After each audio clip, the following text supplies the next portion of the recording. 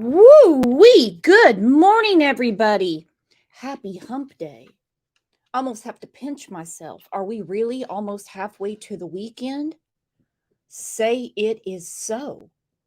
And if my eyes are not deceiving me, we have a lot of new names in here. Let's take a second and welcome our new friends. Absolutely. I'm so happy that everyone's here because this is a cold case. 29 years. This family has been seeking justice for Beth and Vinson. We have a friend of ours here that has been advocating for 29 years to try to find out what happened to her. So let's take a second and tell everyone hi.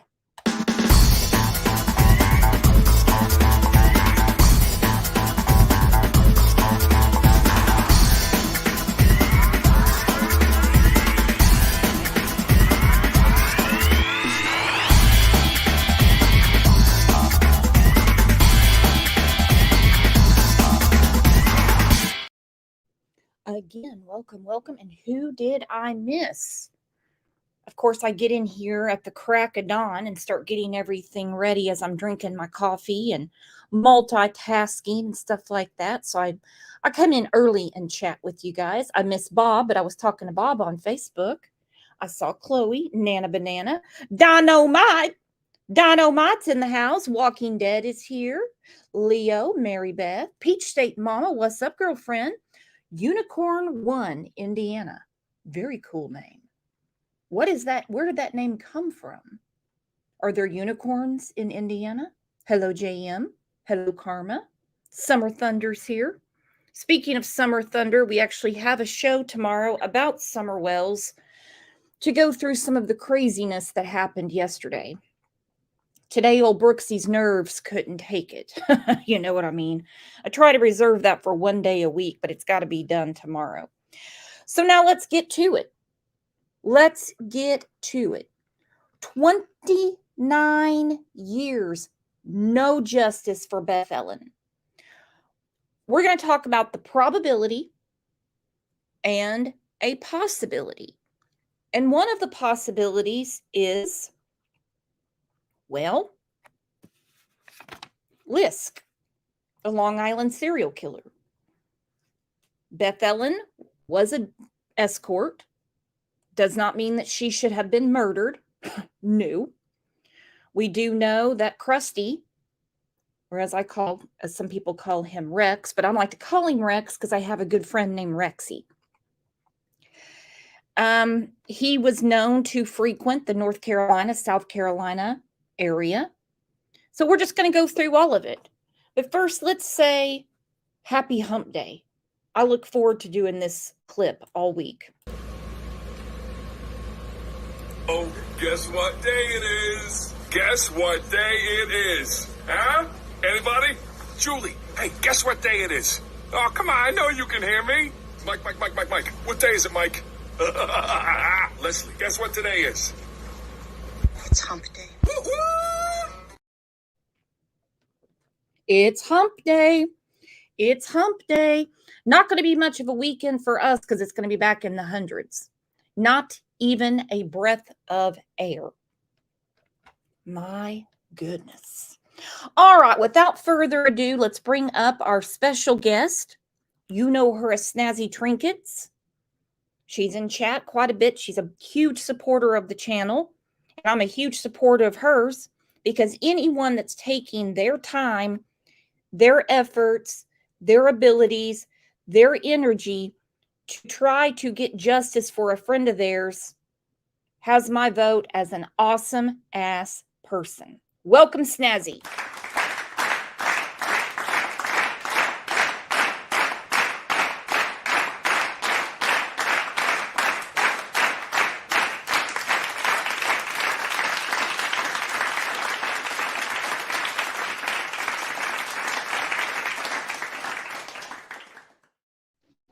Welcome back, my friend. It was one thing to get you on panel one time. I never expected 2 days in a row. How are you doing?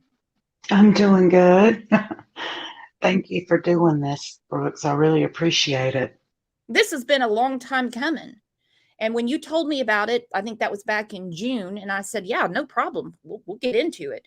But you wanted to wait, and because we'll go ahead and tell them what today is. Today is the 29th anniversary of her murder. 29 years.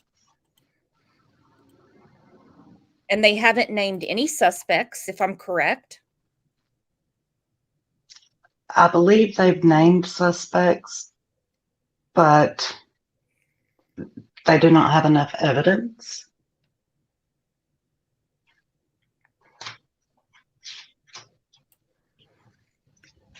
All right. Age 17 years old, female, white. On August 23rd, 1994, approximately 4 weeks after Beth Ellen Vinson, a 17-year-old white female, left her home in Greensboro, North Carolina, and went to Raleigh, North Carolina, to work and save enough money to get to New York, her body was found. Miss Vinson's body has been covered with cardboard and left between two warehouses on Wicker Road. Miss Vinson, who worked for an escort service, was last seen at 2:30 a.m. on August 16th, 1994, when she left her apartment to meet a client. At 5:30 a.m., her 1990 white four-door Mazda was found at the entrance of a car dealership on Capitol Boulevard. Now, if you have any information, the FBI is heavily involved. They want tips to go to the FBI because that's what I'm reading, well, from the FBI. Well, there's two things wrong with that article from my perspective. One, she is actually from Goldsboro, a little community called Grantham, just on the outskirts of Goldsboro. That is where she went to school, was Grantham, North Carolina. She lived in the Goldsboro, Grantham, Dudley area, not Greensboro. And her car was reported at like 7:30 in the morning by the employee that was coming into work, not 5:30 in the morning. Well, if the FBI doesn't have the correct information, what the hell are we going to do? Exactly. Now, this article that I found, it does say Goldsboro. Goldsboro teen murdered, still unsolved 20 years later. Now, mind you, they put this out in August of 2014. It says, despite 20 years without an arrest, in the August 16th, 1994 death of 17-year-old Beth Ellen Vinson, Raleigh police say they still believe the case can be solved. They just need the public's help. Well, I don't think that the person that was supposed to be her escort is going to be of any help. No. I don't think her boyfriend, this is him, Ricky Heath, I don't think he's going to be of any help. No. So let's look at this clip. Remember, this is a cold case, and we're going to start doing more cold cases.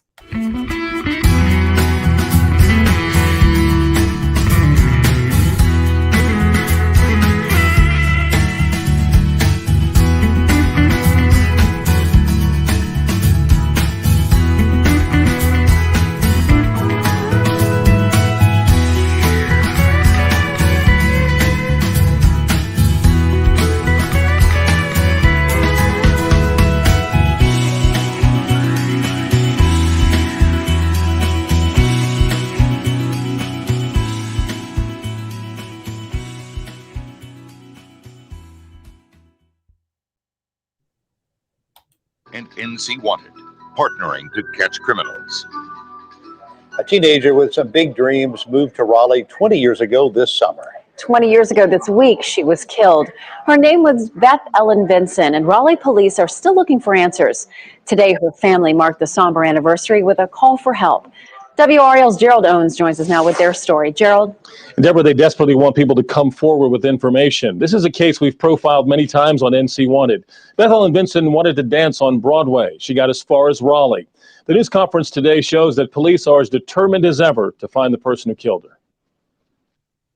Beth Vinson left her Goldsboro home in August of 1994. She moved to Raleigh to make some quick money to fund her trip to New York. 6 weeks later, she was dead. There's no doubt in my mind that this case is a solvable case, even though it's been 20 years and we've not been able to do that yet. Detective Jerry Falk now has the case, the latest in a string of seasoned investigators looking at one of Raleigh's oldest unsolved murders. There is evidence in the case,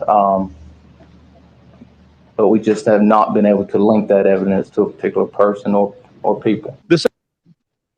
Okay, so right there, the detective is saying they have evidence, but they just can't link it. Yes. When did you find out about your friend Beth Ellen? When did you find out about her? Oh gosh, it was pretty well known in, of course, Goldsboro, which is where I'm from, Grantham area. Beth Ellen and I kind of, I knew her when she was much younger, and I have a few memories, spending time with her as a young girl. We didn't go to high school together, so I do not know, everything about her from her high school years. But I was a young mom at home with a toddler.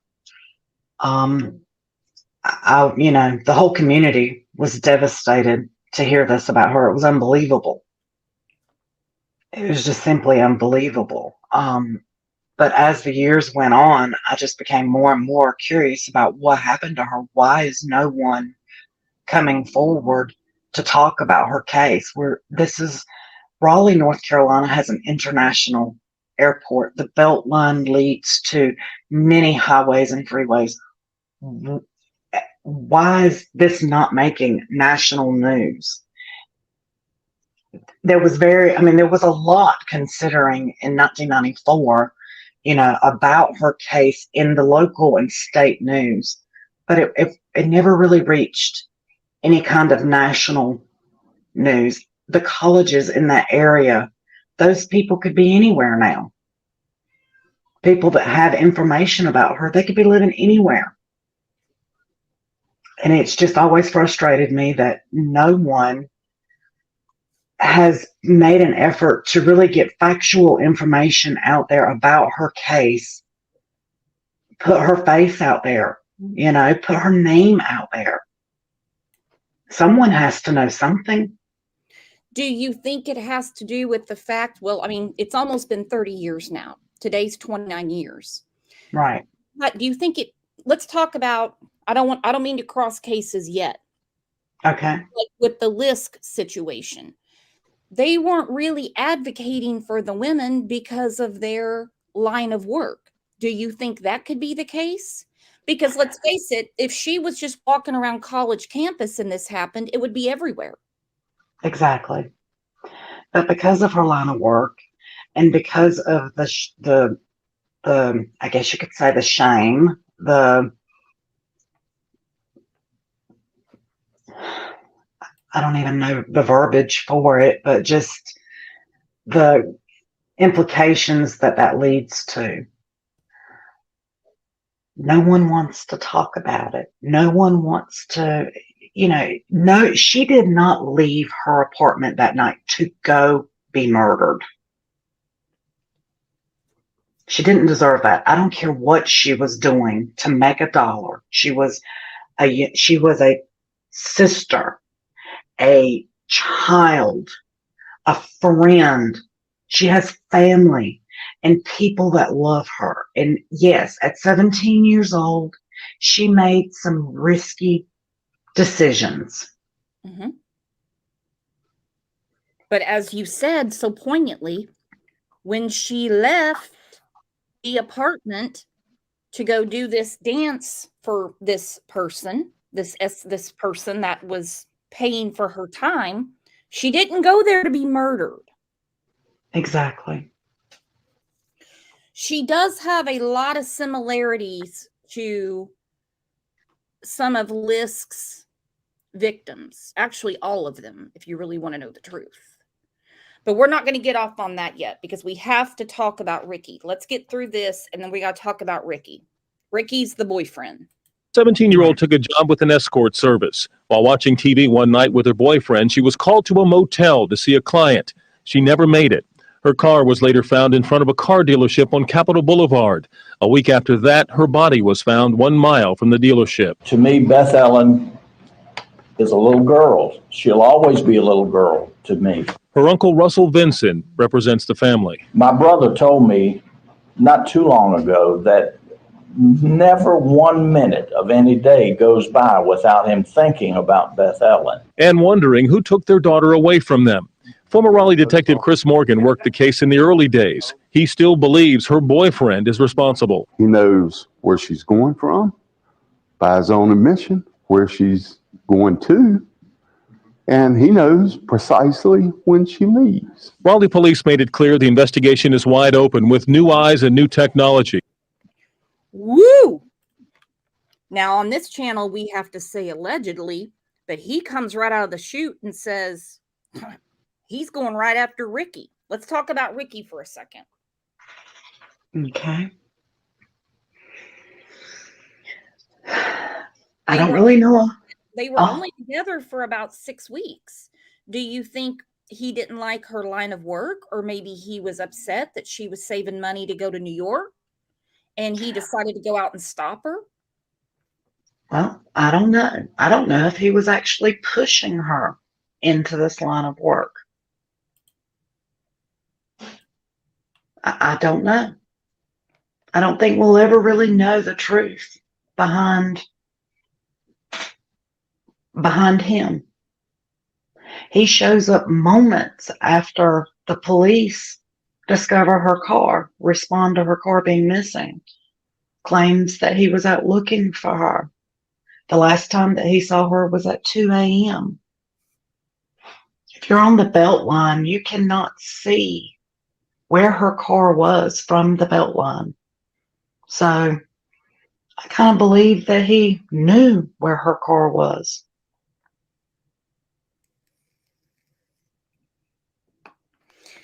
Well, either way, he put himself right in the middle of this. And this that you sent to me, this is very important. Investigators repeatedly questioned the man who hired the escorts, in quotes, escorts, more than one that night, as well as his other date. The out-of-state businessman who had hired Beth Ellen in the past. So he said that he had already hired her in the past. All of them insisted they never had sex with the teenager. Investigators have also checked out the escort service owners who live in Virginia.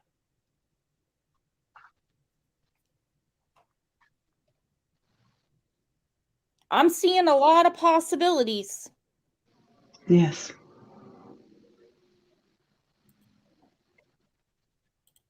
And I know it's like, lately the word of the day has been polygraph. Ricky Heath was polygraphed, was he not? Yes, he was. And how did that go for him? Well, you have some investigators in the case that say he failed the polygraph because he was too emotional. And then you have other investigators that say, he failed the polygraph because he's hiding something.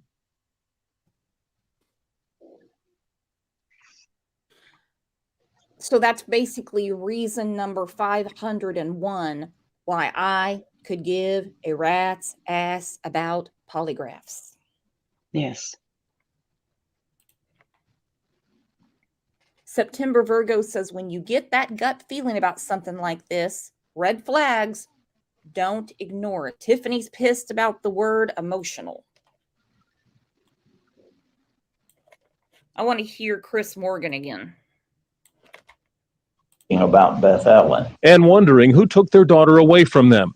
Former Raleigh detective Chris Morgan worked the case in the early days. He still believes her boyfriend is responsible. He knows where she's going from, by his own admission, where she's going to, and he knows precisely when she leaves. Raleigh police made it clear the investigation is wide open with new eyes and new technologies, analyzing 20-year-old evidence. Beth Ellen Vinson deserves justice, and her family deserves some peace.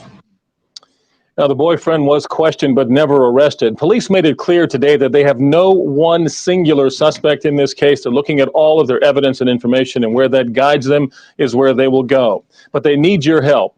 If you have any information about the unsolved murder of Beth Ellen Vinson, call our NC Wanted hotline at 1-866-43-WANTED. That's 1-866-439-2683. Or go to WRAL.com and search Report a Tip. As always, you don't have to give us your name. Deborah?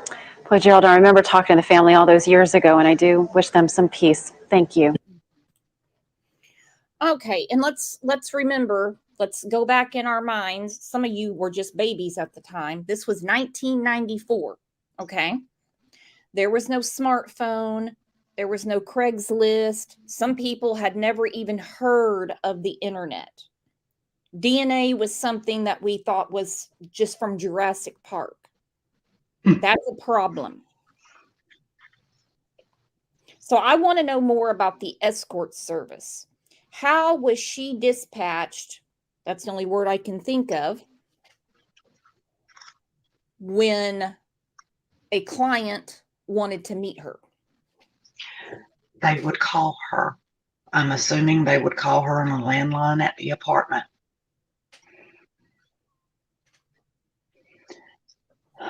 Or she would call and check in with them, I suppose. September Virgo wants to know, she says, wonder what the boyfriend's alibi was or is. How did he account for that night when she left to go meet the escort? From my understanding, he claims that he remained at home. The other roommates, which included his brother, returned home to the apartment at about 3 a.m. They all waited up, like another hour or so before he went out to go looking for her.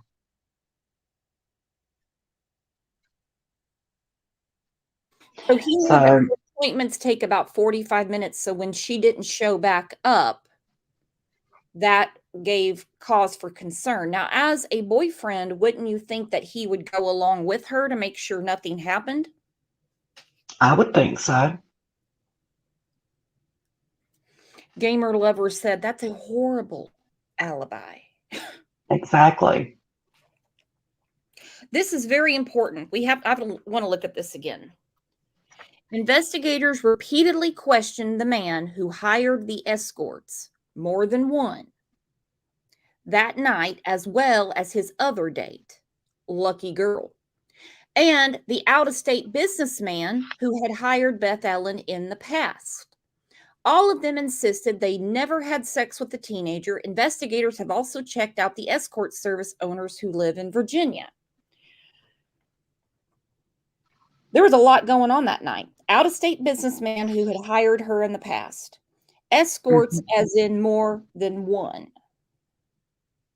Yes, the client that she was supposedly going to see that night it was determined months later that he was on a drug and alcohol binge and had been for several days and was hiring numerous escorts to come and entertain him at his innkeeper room. So I think they questioned the escort owners. This escort service supposedly very quickly after all of this happened disbanded. So yeah, there's some idea that maybe there was someone stationed at the innkeeper hotel because this was a frequented hotel for escorts. So maybe there was a money man, a guard, for lack of a better word, the the pimp, I guess you could say, that would be there to make certain that monies were exchanged, and that the girls left the rooms okay. We don't know if there was this so-called person in this case. We know that Shannon and Lisk had a boyfriend that accompanied her and took care of her. Don't know if there was such person at the innkeeper that night, and if there was, if they were questioned in this case.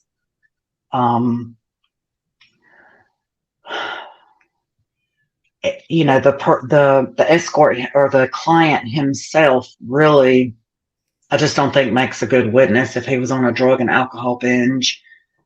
You know, Beth Ellen was desperate to make some money. She was desperate. This was a temporary thing for her to be living in Raleigh and doing this. I would say most of her belongings were in her car, almost as if she was living out of her car, or that she had packed it rapidly because maybe, just maybe, she was planning on making some money that night, putting some gas in her car, and heading her tail to New York.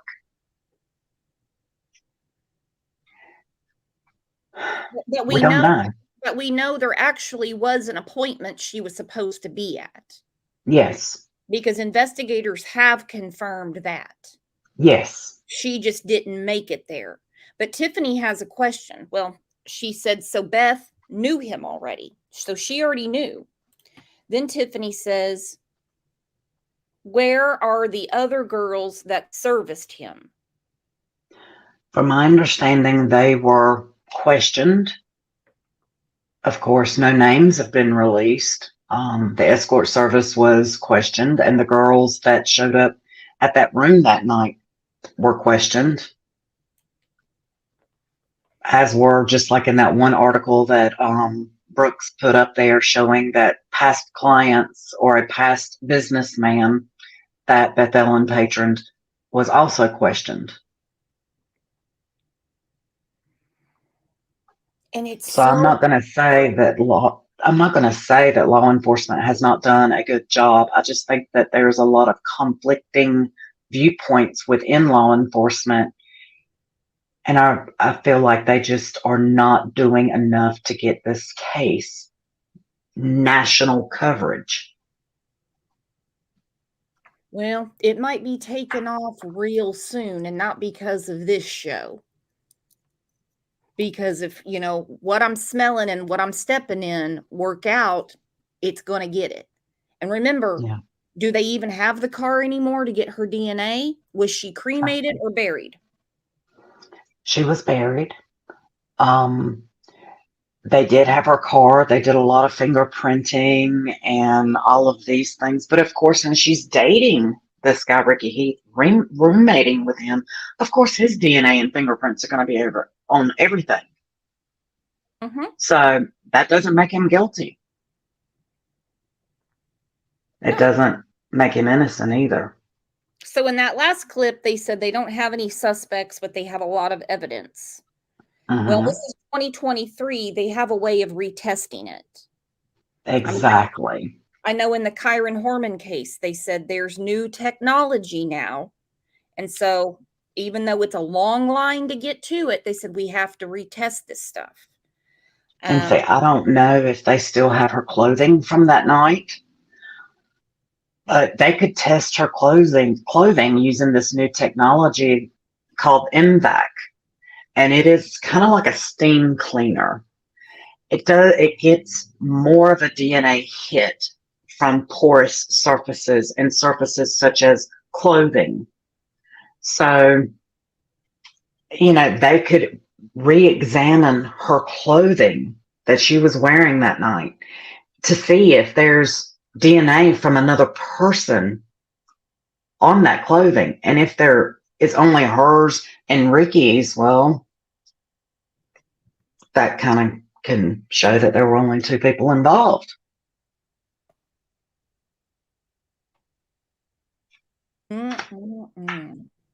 But this MVAC technology is really amazing. It is. Nana Banana just said MVAC is awesome. It is awesome. Hey, just me. How come people are telling you happy birthday? Your birthday's in January. What are we doing? Celebrating your half birthday or something? Well, that wouldn't be birthday. February, March, April, May, June. That'd be July. Are we doing half birthdays around here now? All right, let's look at this. If there's anything in this that's incorrect, I want you to tell me to stop. Okay. To mature content, viewer discretion is advised.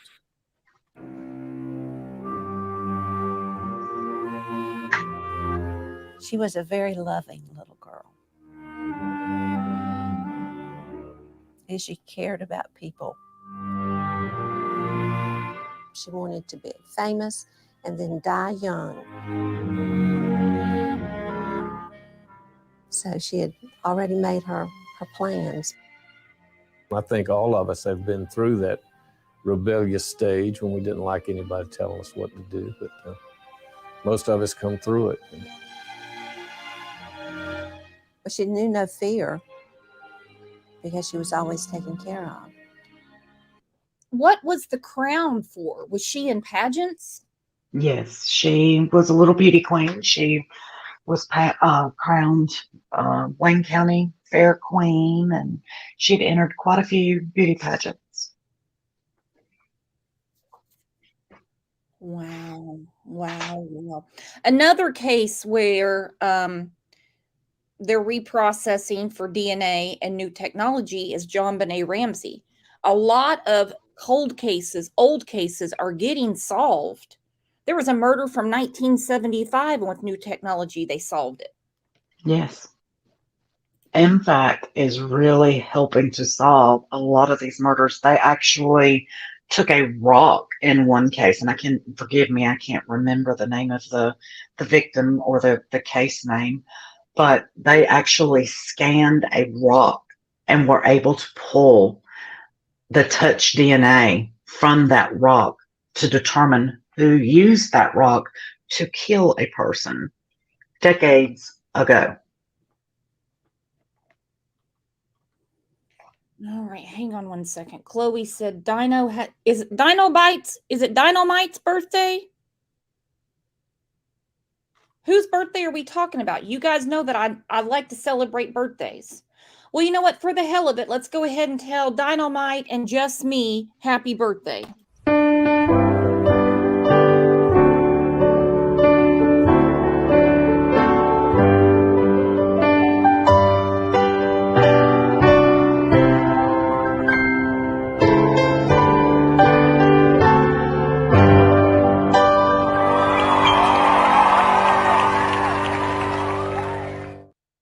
And many more.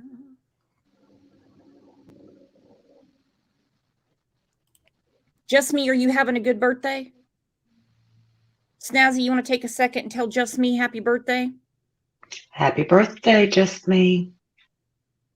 5 months early. Hey, as we get older, do we not need more reasons to celebrate? You got that right. And happy birthday to our friend Dynamite. Love your work. A girl interrupted. The case of Beth Ellen Vinson. Tonight, a comprehensive look at one of Raleigh's oldest and most baffling unsolved murders of all time. NC Wanted in high definition starts now.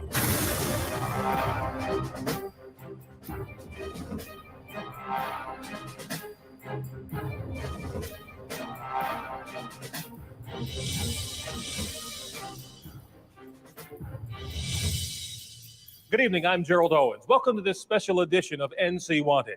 Tonight we devote our entire show to the unsolved murder of Beth Ellen Vinson. It started in the summer of 1994. Beth Ellen decided to leave the safety of her home and family. She made Raleigh her first stop. There she would bide time, make a little money, then launch herself to New York, where she would fulfill her dream of dancing on Broadway. But her first stop became her last. And after all these years, investigators and family members are still haunted by what happened to this headstrong girl with talent, promise, and an unfulfilled dream.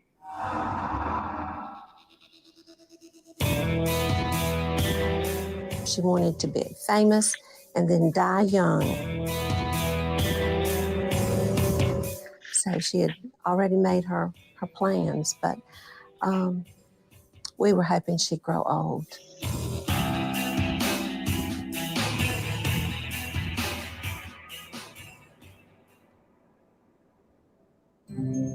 She was really a very unique child. She wouldn't walk through the den. She'd have to plie through the den, you know. And every night after dance class, if she would learn a new step, she would take me out back on the patio, perform that new step. She'd have to show Daddy her new step. Beth Ellen. This is so sad because her mama and daddy, after all this time, are still hurting. They want justice for their baby girl. We had a question in chat. Do you know how long she worked for the escort service? It was approximately 6 to 4 weeks. She left her Goldsboro home the week of July 4th, 1994. She resided or crashed on the sofa, I guess you could say, in a Man Olive home with a friend for a couple of weeks before asking the mother of that home if she could go and roommate at a college dorm with her son and his brother. And at that point, I'm guessing somewhere around the middle of July, end of July, she moved to Raleigh to roommate with Ricky Heath, his brother, and possibly a couple of other roommates as well. So she really was not involved in this line of work for more than 6 weeks. She was not involved in a relationship, from my understanding, with Ricky Heath for more than a couple of, 6 weeks or so.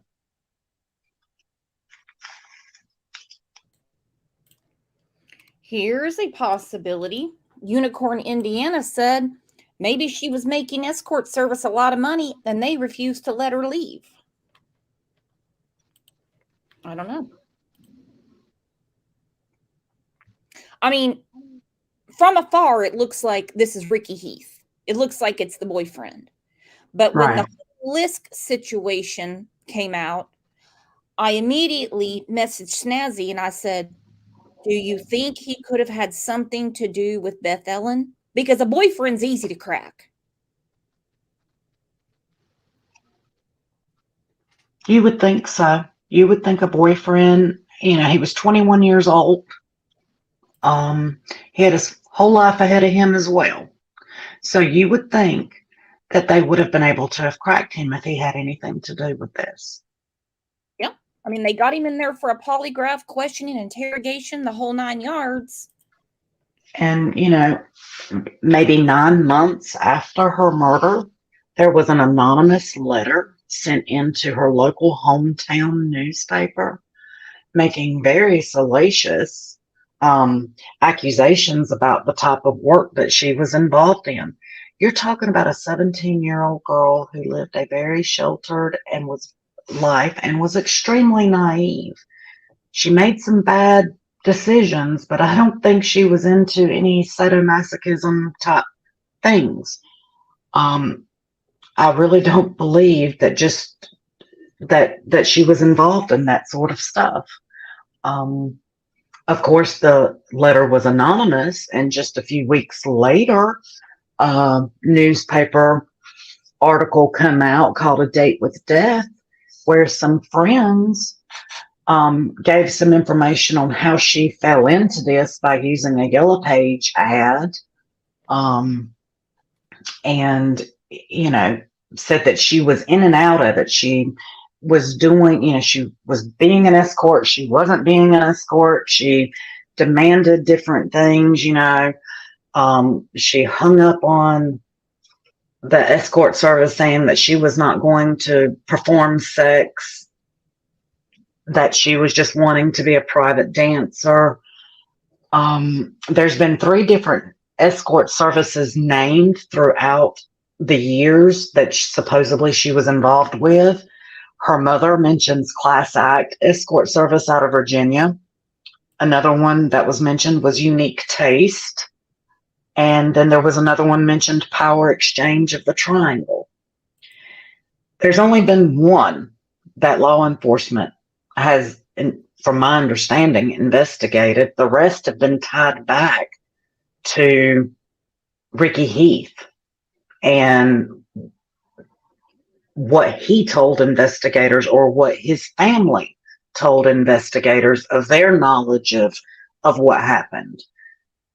Most of the information that law enforcement has about Beth Ellen, besides what they found through their investigation and interrogation of the client and the escort service that she was involved with, come from Ricky Heath or his family.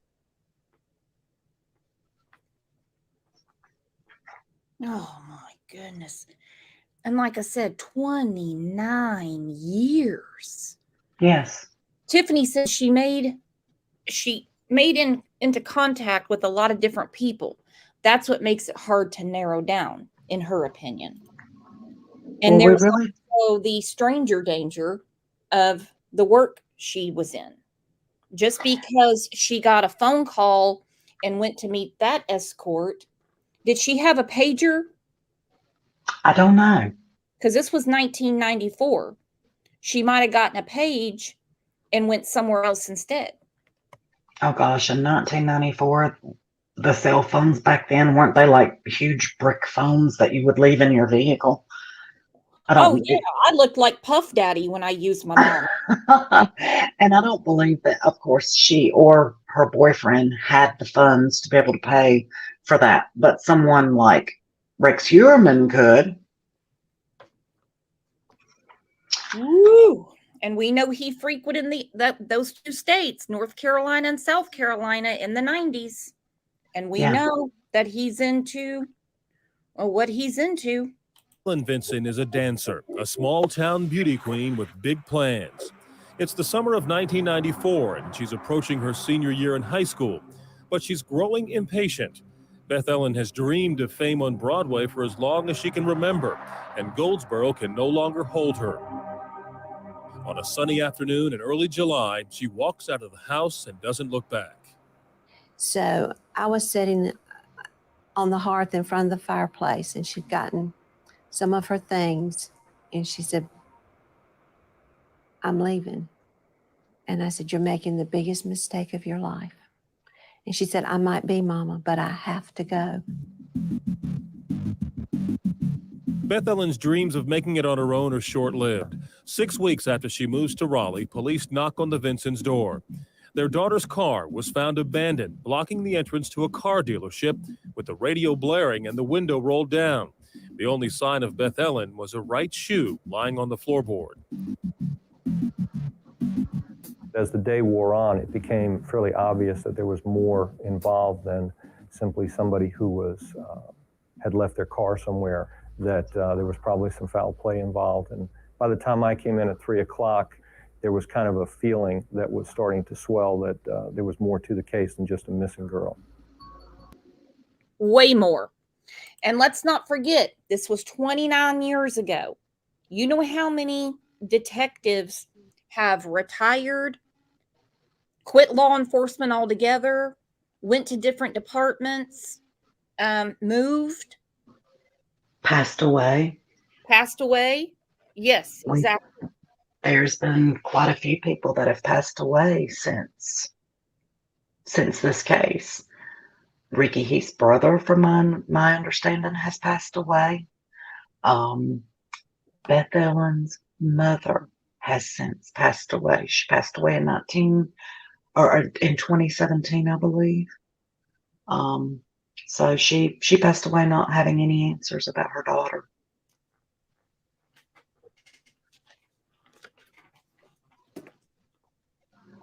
Horrible. Horrible.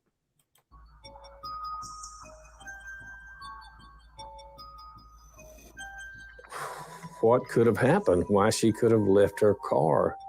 Could she have gone to New York or something? That was our thread, I think, of hope.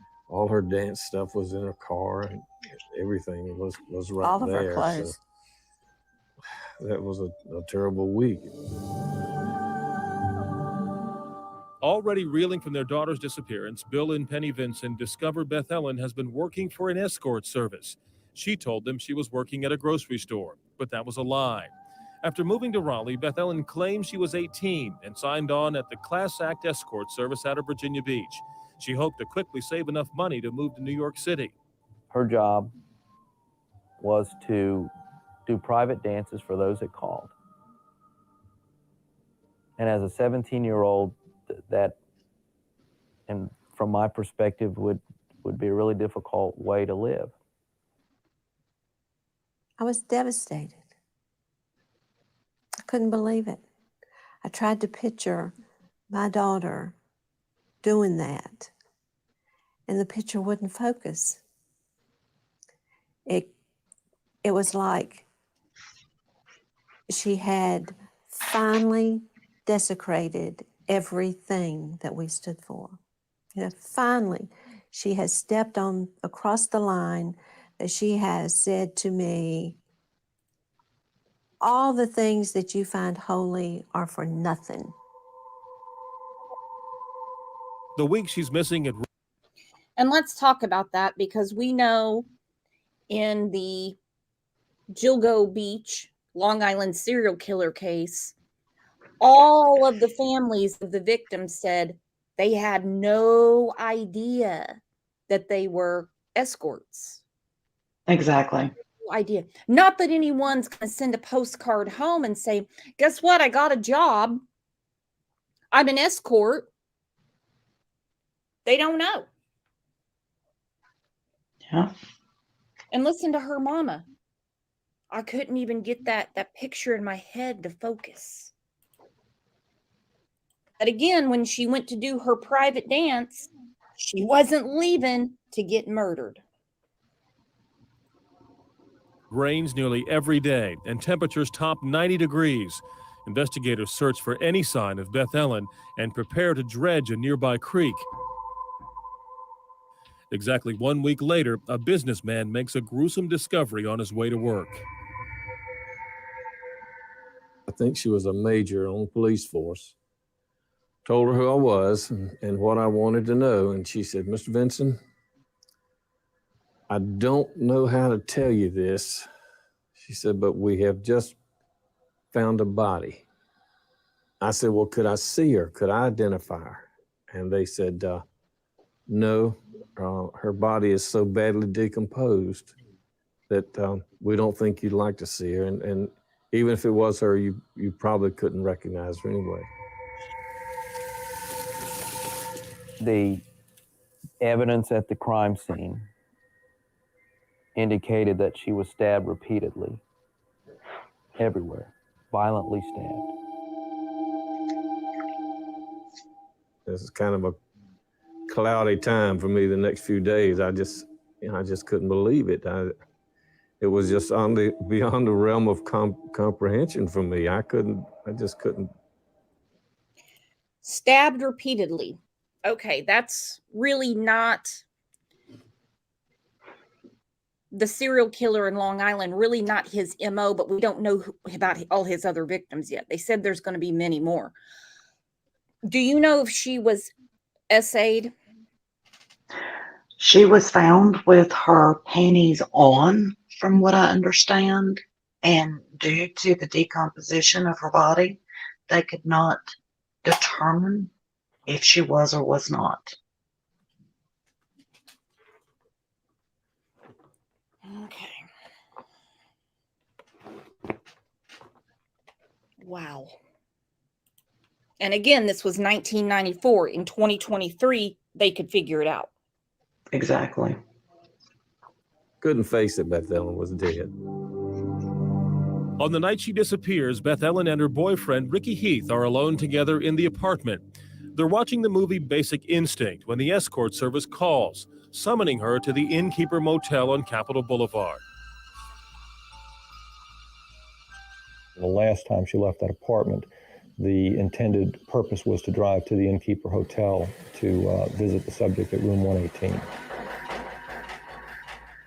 Her car is found about 1.5 miles from the motel. The client she was going to visit, a middle-aged man from Myrtle Beach, was on a binge of drinking, drugs, and prostitutes. In the early stages of the investigation, he can't tell police for sure whether he's ever seen Beth Ellen Vinson.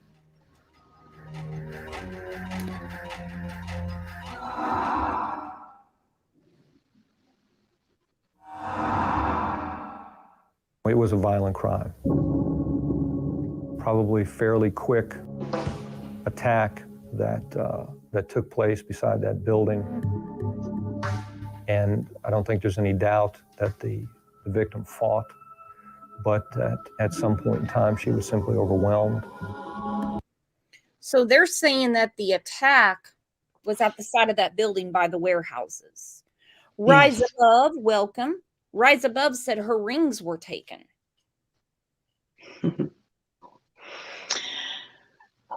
Yes, her rings. Rings that were often traded amongst other girlfriends and friends. There were some rings that were sent back to the mother from other friends that, young teenage girls, they often trade their jewelry back and forth. And that was the situation in this case as well. It took them a very long time, and they're still not certain if these rings were in Beth Ellen's possession. Because she was known to trade her jewelry with her girlfriends, if I read that correctly. Yes. Okay. All right, so they're saying that the attack happened basically where she was found. So looks like somebody followed her and she got out to talk to them. Well, her car was found. It appeared that she was taken from her car. The search dogs, they brought in search dogs. They got her scent, but the scent didn't take them very far. So it kind of indicates that she was placed in another vehicle and taken from there, is the way I perceive what I have been looking into. They did take scent dogs there, and they had a very short trail of Beth Ellen's scent before it disappeared. So to me, that indicates that she was potentially put in another vehicle and driven from her car location to her last location.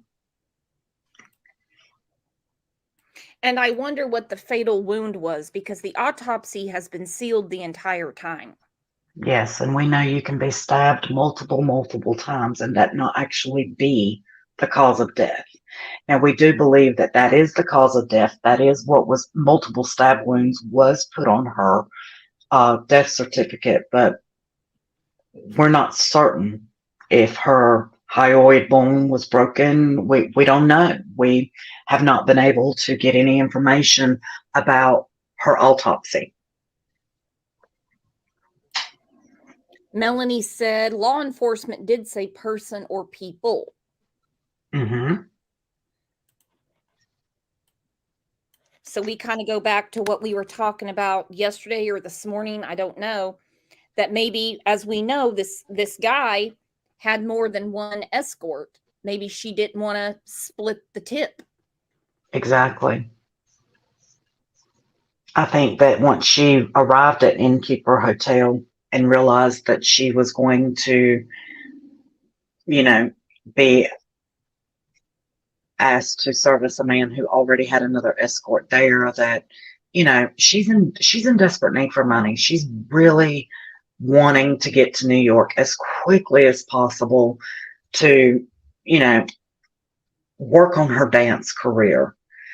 And so in my eyes, I feel like she may have said, no, I'm not splitting the tip. I don't, maybe she contacted a past client. Maybe she went to leave from there and someone followed her. And then she pulled over for this person. It would have to, for Beth Ellen to pull over on a dead-end road at 17 years old at 2 a.m. or later, it would have to have been for someone that she was familiar with. It would have to have been for blue lights. It would have to have been for someone she knew or was familiar with. Right. I don't believe that she would have pulled off of that belt line onto a service road, a dead-end service road, for just anybody. Well, I mean, put yourself in She nobody's was naive. She wasn't an idiot. You know, she wasn't completely stupid. I also wonder if any cash was taken from her. Okay. In the 90s, we carried checkbooks and cash. Yes. And again, like I said, we don't know if there was someone such as a collector, pimp, protector, whatever, at the Innkeeper Motel that worked in the interest of this escort service to make certain that the correct monies were exchanged and the girls were protected. We don't know that. We don't know if Beth Ellen actually, did something off the books at that hotel. We just do not know. We do know that supposedly there is a purse missing, and the rings. Melanie has a question. She says, were the escorts actually her friends? She said, sorry, the rings threw me off. I don't believe she was actually friends with really any of the escorts. She was not in the Raleigh area. She was not performing as a private dancer for more than 4 to 6 weeks. So I really don't think that she had an opportunity to become friends with these other escorts. It's not like she was standing on street corners or hanging out at this hotel. She would receive a call that would, tell her what room to go to. She didn't have a cell phone, so that she had to be by the phone. That's my understanding of how this worked at that time.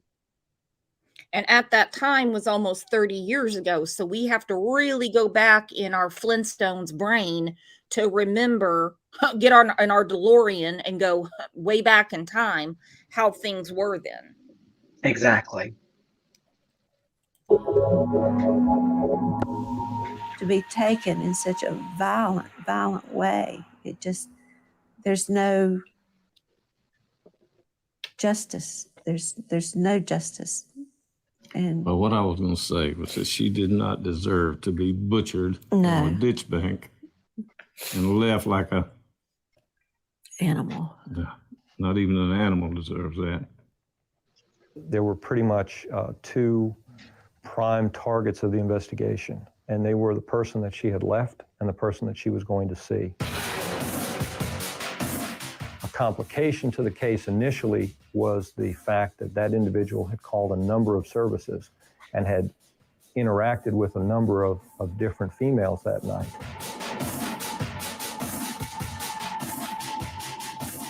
It could have been the boyfriend because the boyfriend did this, or the boyfriend acted like that, or he said this, and that's really strange. Or it could be the guy at the hotel because he did this, or he has this in his history, or now he's living somewhere else and he's done that. And there's any number of things you can speculate about, but the reality of it is that you have to come back to the evidence. It takes cross-country interviews and countless hours going over statements and search warrants, but months into the investigation, detectives finally conclude that Beth Ellen never made it to the motel that night. So the emphasis then went to the boyfriend. She would not have stopped for somebody she didn't know. She would not have pulled over into a parking lot to stop for somebody she didn't know. And she would not have left the door open, the radio playing, and a shoe in the car if she hadn't been taken from that car. Investigators intensified their focus on Ricky Heath, who they had considered a suspect since the morning her car was found, and for a very specific reason. The officer that responded out there was in the process of talking to the car dealer management when the victim's boyfriend arrived on the scene. Claiming that he was out looking for Beth Ellen, Heath shows up at the car dealership parking lot shortly after police arrive. He knew where she was going when she left their apartment hours earlier, but her car was abandoned just south of the Beltline. And to get to the motel, she would have gotten off on the northbound exit. Him finding the vehicle is very suspicious, I'll grant you that. And that causes a lot of people problems when they just scratch the surface of this case. How did he find the car? Why was he there? It's not really in view of the route you would normally take coming off the Beltline, going north on Capitol Boulevard. If he had taken that route, he wouldn't have even been able to see her car, even if he had been looking for it. Beth Ellen leaves the apartment sometime before 2:30 in the morning. Heath's roommates claim they returned sometime around 3 a.m., leaving Heath without an alibi for an undetermined period of time after Beth Ellen left. The couple had been seeing each other since she moved to Raleigh, and he told family members Beth Ellen was the love of his life.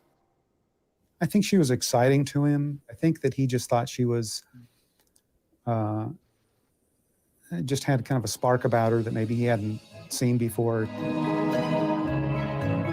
It's not clear whether Beth Ellen was ready to settle down, especially given her ambitions of fame. Before she ran away, the Vinsons supported Beth Ellen's plans, even going so far as to promise to pay for an apartment in New York if she would finish high school and obey their rules. She couldn't wait and tried to do it on her own. But the escort service business wasn't the one-way ticket to Broadway she imagined. She was not going to become a millionaire and live the life of Riley on what she made for this escort service now. Things weren't getting easier for her, it seemed like. She didn't have money. She didn't hardly have a place to stay. She was getting frightened. And so she very well could have cut her losses and gone back home and said, "Will you take me back?" She might have had to swallow some pride, but I think she was concerned that she was in over her head.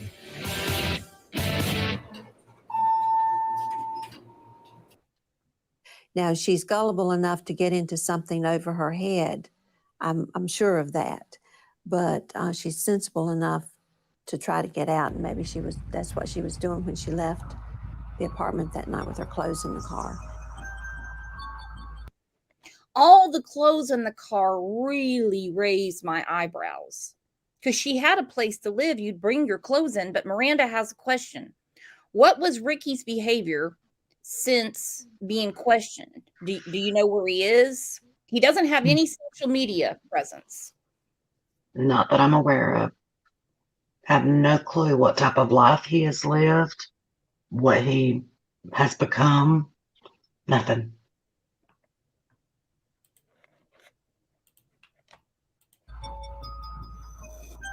From everything I learned through this investigation, it became clear to me that Beth Ellen's intention in the week leading up to her death was to return to Southern Wayne High School and finish her last year of high school.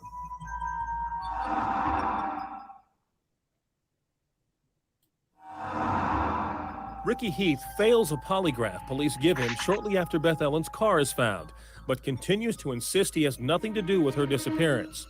He's initially interrogated, but returns to the Goldsboro area while police search for any sign of Beth Ellen. According to all the reports that we had, spent a lot of time hanging around the house of a relative, spent a lot of time washing his car, just spent a lot of time laying around the house. Police struggle with determining a motive for the murder. Beth Ellen has very little in the way of cash and valuables, so robbery is unlikely. And although detectives can't be certain, they don't think Beth Ellen was sexually assaulted. Based on the crime scene, I'd say there was a very strong possibility that she was not. There's never been any evidence that indicates that this was a sexually motivated crime in any way, shape, form, or fashion. So that leaves some to believe that the only motivation behind Beth Ellen Vinson's murder is rage, plain and simple. We spoke about this yesterday in the show we did for Rachel Morin. If there's no sexual assault, nobody took anything. We don't know that she was even wearing the rings because she traded her jewelry with her girlfriends all the time. I don't think old Rick bought her any jewelry. So if somebody was pissed at her, so was it the man that she was supposed to be the escort to? Well, supposedly, according to law enforcement's investigation, she never made it to the hotel that night. So, from what they're saying, she never made it to the innkeeper. I don't know how they know that, but they have come out numerous times, and it took them months to determine this. This wasn't something that came out early in the investigation. This came out months later, that she never actually made it to the hotel where her client was at. So from the time she left her apartment that night to the switch, I guess, would have taken just 20 minutes or so for her to arrive at the location of where her car was found. Did someone follow her from her apartment? Was she meeting someone off the books? We just don't know. That's what I'm wondering too. Because if something was going to fall out on this end and she was bound and determined to get to New York, she's going to have some money. Her parents wanted her to finish high school. They were going to get her apartment, but she was in a hurry. She wanted to get there. If something fell out, let's say she had a pager and she went to a payphone, called the escort office and said, this isn't going to work out. You know, boy, ton of chicks in there. Because her car wasn't found there doesn't mean there was no GPS in the car. We don't know if she didn't get there, open the door and say, I'm out. Right.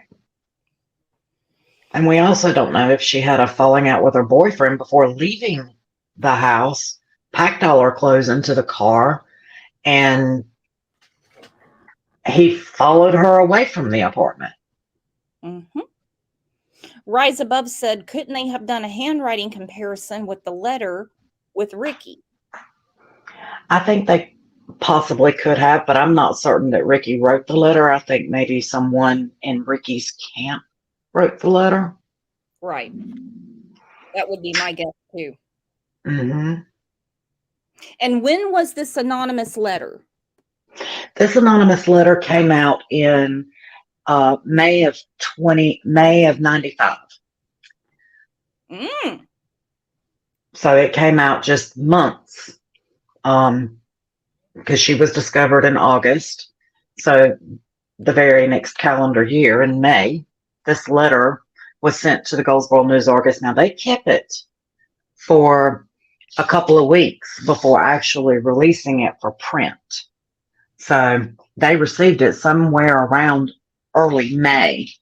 Print, did an article about it on May 28th of 95.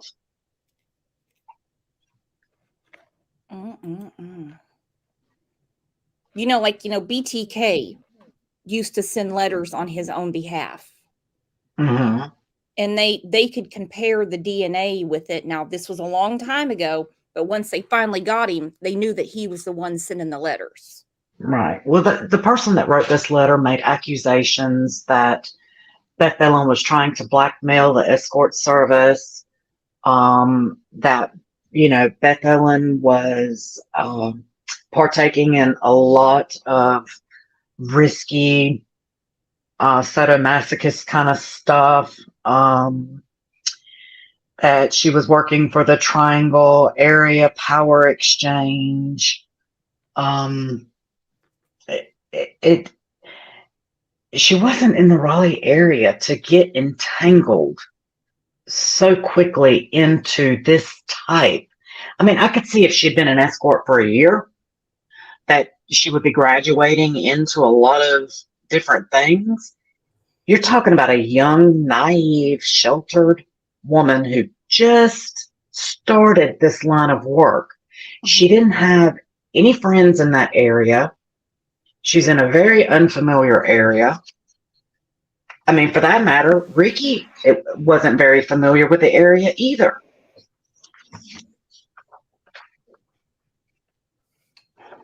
The letter claims that she was making $300 to $500 without providing sex. In 1994, who in the hell is going to pay somebody $300 to $500 for a 45-minute session of nothing that pertains to sex?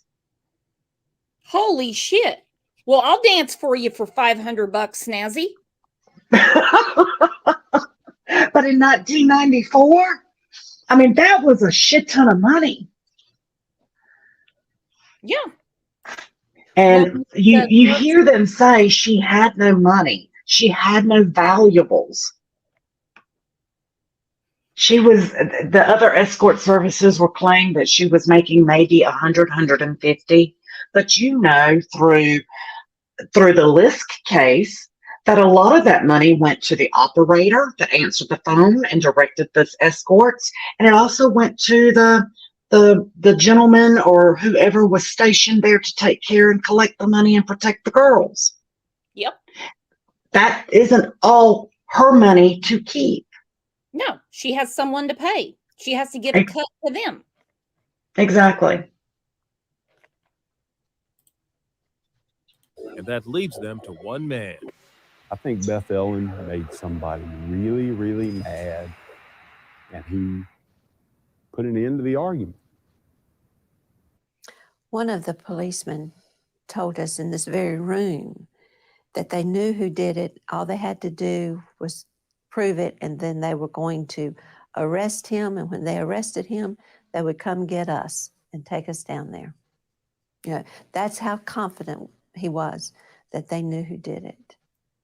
In 2000, a detective with the Raleigh Police Department compiles everything he has on Ricky Heath and goes to the district attorney's office seeking murder charges. It's not enough, they say. I feel like I know. The evidence doesn't prove it, or he would be behind bars. But in my heart of hearts, I feel like I know. I think I'm about 98% sure. Not 100, but maybe 98% sure. If you're found dead in the morning, statistically, who's the most likely person that did it? If you're a woman, it's your husband, your boyfriend, the last person that, spent the night with you, by a fairly large majority. But those who support the theory that he did it face one significant problem. Not one shred of physical evidence links him to the crime. And that's a problem. They don't have one shred of physical evidence. Now, they have physical evidence. They have physical evidence, but none of it links Ricky. That's a problem. And in some of these cases, particularly when we go back 30, 40 years, they put all their eggs in one basket, waiting for the sky to fall, and just manna from heaven come down and put evidence on their desk because they had tunnel vision looking at the most obvious instead of venturing out. I'm not saying Ricky didn't do it. I'm not saying Ricky did. But if all the physical evidence cannot be connected to him, time to start digging. Yes. And in 1994, we did not have the technology. His car, from my understanding, was never searched. And even if it had been searched and he'd cleaned it, we didn't have the DNA technologies back then to do really forensic testing to see if maybe there were trace blood amounts after he re-entered the car. That type of technology did not exist in 1994. I mean, don't get me wrong. We had a lot of technology. We had a lot. Yes. But not, I mean, obviously not anything like they have now. So, I mean, they knew how to classify and process, physical evidence. I mean, hell, it was just, not long after this, the Oklahoma City bombing happened. Yes.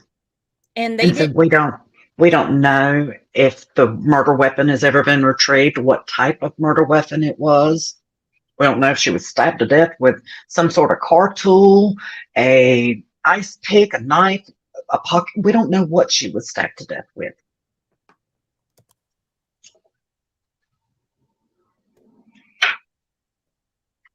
Ellie has not allowed any information on this case out at all, except for what has been put in a few newspaper articles. Now, of course, news being what it is, you take like that first VIP article that you put up, there was misinformation in that about what time he showed up or the cops showed up and found her car, misinformation about what town she was from. Little seeds of that get sown throughout other news articles, and it can harm the public that may have information, but oh, well, I wasn't there at that time. 5:30 in the morning, I have no idea about, but it was actually 7:30 in the morning.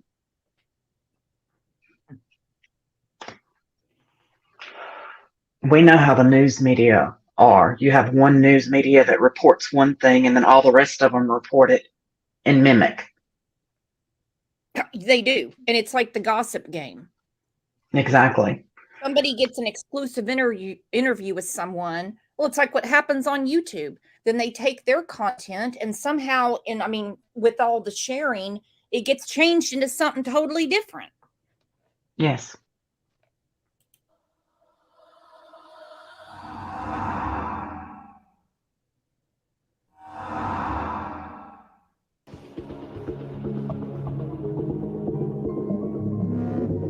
There's a lot of differing opinions about how this case could or should be solved. You can't take the evidence and say, okay, here's what I theorize, or this person was this type of killer because they did these things. Right now, there's no evidence to identify a suspect and to convict a suspect, to bring charges on the suspect. This is a capital crime. The person you put in jail could get the death penalty. And the last thing on earth I want, and the last thing on earth good detectives want, is the wrong person to be put to death for a crime they didn't commit. If I was a homicide detective, you've got a boyfriend who has a motive, who has an opportunity, and suddenly shows up on the scene when they first find her car. Of course, he's the first person you're going to look at. But how could he not either crack or made some kind of mistake somewhere along the way that would allow some charges to go forward? So in order to think that he is the suspect, you have to be willing to believe that he left his apartment on the spur of the moment. And he himself not being that familiar with the city of Raleigh, that he was able to find her in her vehicle in the middle of the night, get her to stop on the side of the road, extract her from the vehicle, then take her a short distance away, brutally kill her, and then go back home. Okay, he's got a good point here. And again, I'm not taking up for Ricky, just something here's not making sense to me. So Yes. he would have to have been right behind her. He doesn't know the city that well either. So if she said, this is where I'm going, again, at that time, we didn't even have MapQuest. There's no GPS. So how did he track her down? Exactly. How did he not have any defensive wounds on him? You know, you brutally stab somebody, you're going to have a cut on you because they're fighting back. Well, we don't know that he didn't. Well, no physical evidence that leads back to Ricky. Physical evidence is actually classified as defensive wounds on him. Unless he has explanation for them. Yeah, the preppy killer tried that. He said his cat scratched him. And they swabbed it, and they said, we know the difference between an animal scratch and a human scratch. That was the stupidest thing that he could have said. I thought he had to get away with murder. And they were like, no, that definitely did not come from a cat. This is perplexing. It is. It really is a perplexing case. All before his roommates returned home. There just isn't anything there. No, I don't think he did it at all. To make sense of why the case has gone cold, an opposing theory takes hold, which suggests Beth Ellen was simply in the wrong place at the wrong time.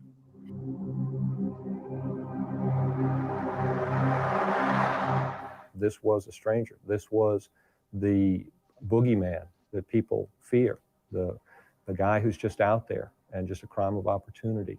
And he sees a young victim that's vulnerable, and he seizes upon that moment, and he takes advantage of it and exploits it. And she's in the wrong place at the wrong time, and she gets killed. But in order to accept that theory, you must be willing to believe that Beth Ellen pulled her car over, which was operating perfectly, in the middle of the night onto a desolate side road and encountered a cold-blooded killer. In the vast majority of cases, when you're looking at any question, any problem, the simplest solution is usually the correct solution. Paraphrased, I call it, the truth makes sense. The reality of it is that we're 13 years down the road, and we are, in my opinion, no closer to catching this killer 13 years later than we were in the first few days of the investigation. We've not ruled out anybody. And again, going back to what evidence we have, what evidence we need, there's certainly a gap there. That's a sad fact that we have to deal with. It's one of the limitations that people who watch CSI and a lot of this other stuff on TV just need to realize. It's not a perfect world. The fact of the matter is, there are some cases that can never be conclusively proven because there's no fingerprint, there's no DNA, there's no blood spatter. You know, there's just not, the evidence ain't there. This case is never going to get any better. So please welcome Miss Beth Ellen Vinson.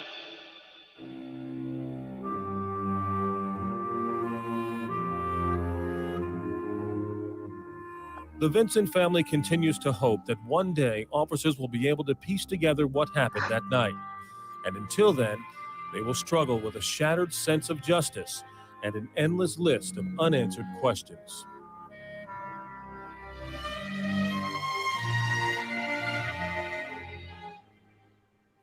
For me personally, it would be gratifying to let this family know, this is what happened to your daughter. This is who did that.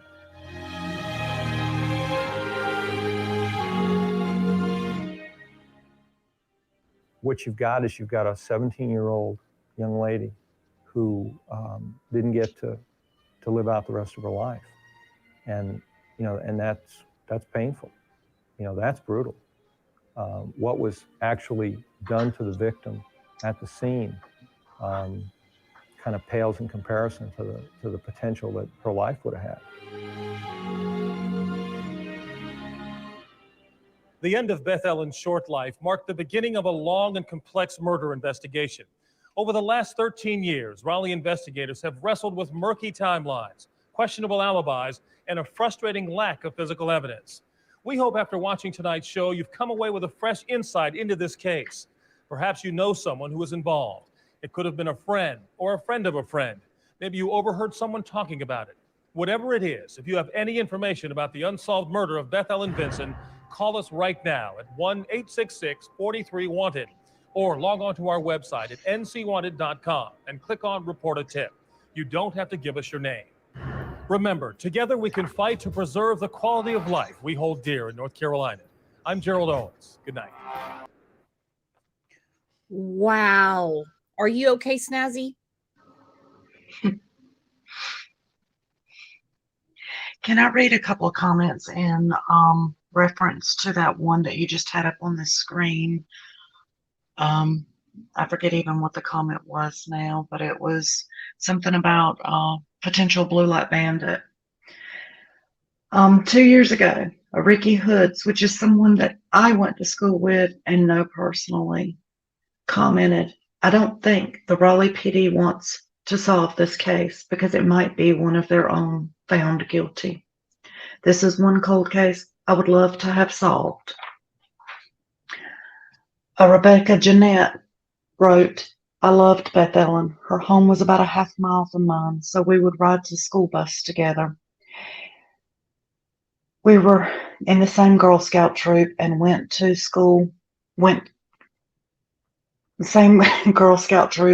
the same church as kids. I still hold hope that they will find her killer and bring them to justice. Beth Ellen was probably the coolest, prettiest girl in the entire class, and she still had time to be kind to me, even though I was a dweeb who was a year younger than her. Her funeral was on my 16th birthday. I still visit her grave every time I go to my grandparents when I'm home."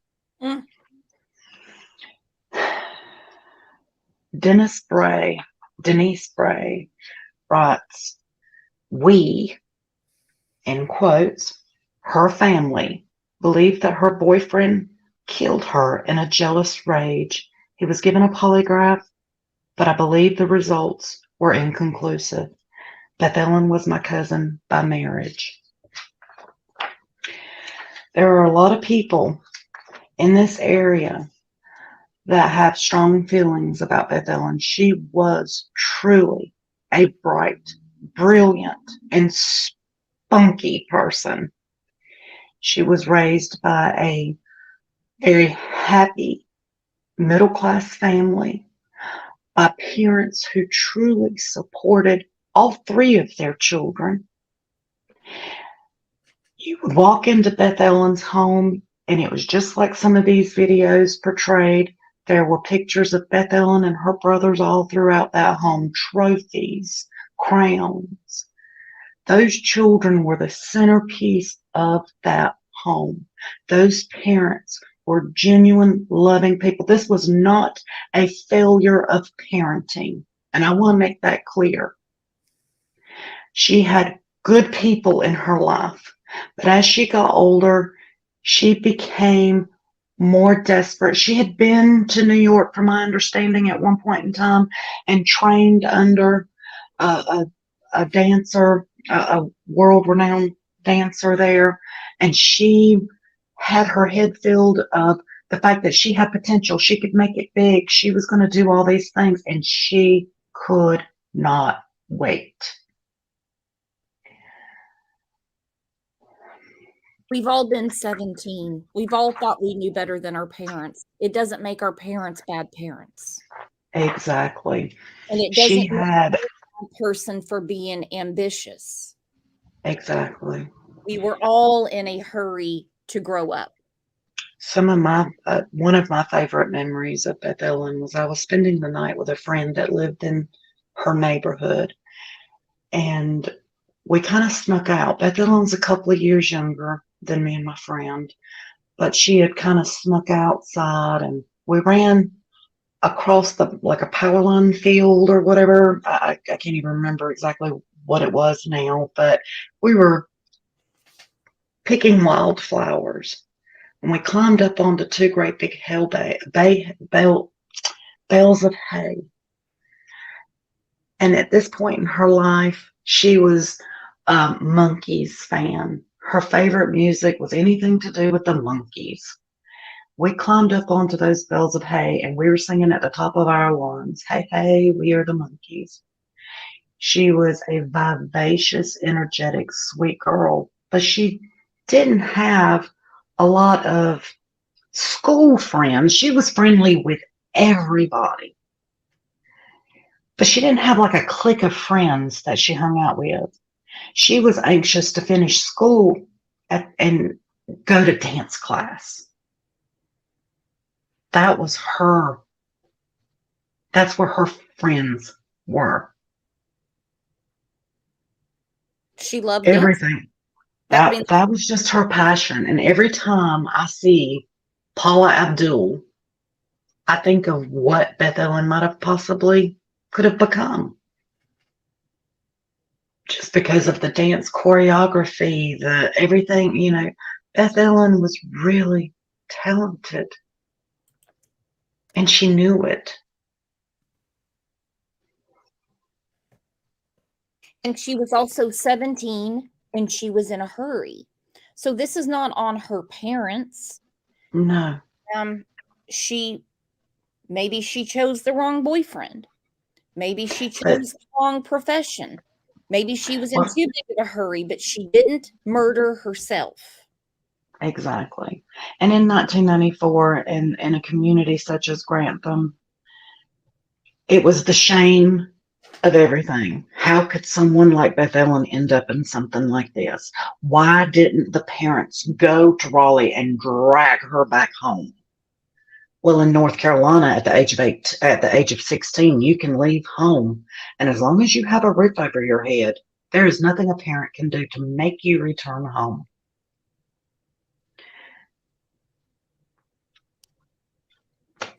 And that is what the parents were told.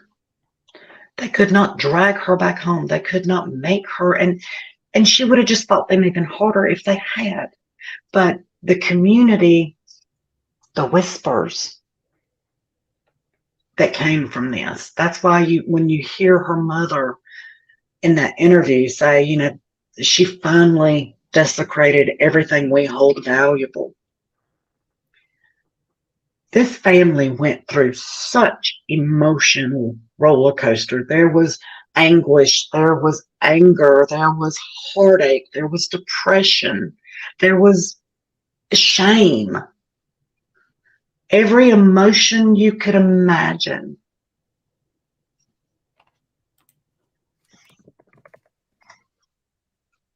And one of the stages of grieving is anger. Yes. Whether you're angry at the victim or, we have a case right now where the parents, their child was kidnapped. They're angry at God.